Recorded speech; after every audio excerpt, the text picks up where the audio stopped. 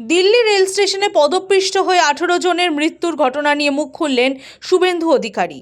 সাংবাদিকদের প্রশ্নের মুখোমুখি হতেই তিনি বলেন, এটা না হলেই ভালো হতো। এরপরেই তিনি রেল কর্তৃপক্ষের গাফিলতিকেই এই দুর্ভাগ্যজনক ঘটনার জন্য দায়ী করেন। কেউ ধামাচাপা দেয়নি। কেন ধামাচাপা দেয়? ট্রান্সপারেন্ট, সবার সামনেই হয়েছে। না হলেই ভালো। রেল কর্তৃপক্ষেরও সজাগ থাকা উচিত ছিল।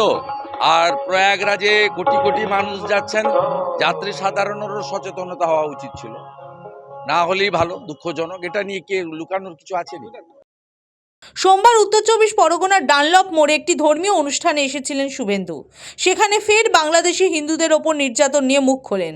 উগ্রবাদ ও মৌলবাদের বিরুদ্ধে সোচ্চার হন। চিন্ময় কৃষ্ণের কথা উঠে আসে তার বক্তব্যে।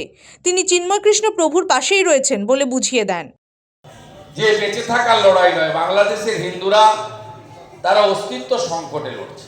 চিন্ময় কৃষ্ণ প্রভু আজকে 3 মাস জেলের ভিতরে, একজন বৈষ্ণব সন্ন্যাসী যিনি প্রসাদ গ্রহণ করেন, তার জীবনযাত্রা অত্যন্ত নিয়ন্ত্রিত।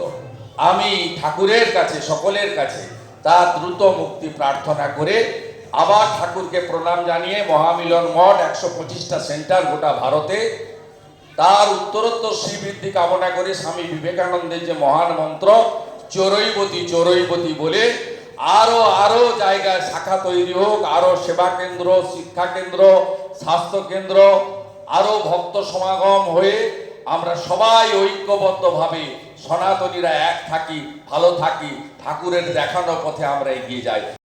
ব্যারাকপুর থেকে প্রতীতি ঘোষের রিপোর্ট, দ্য ওয়াল।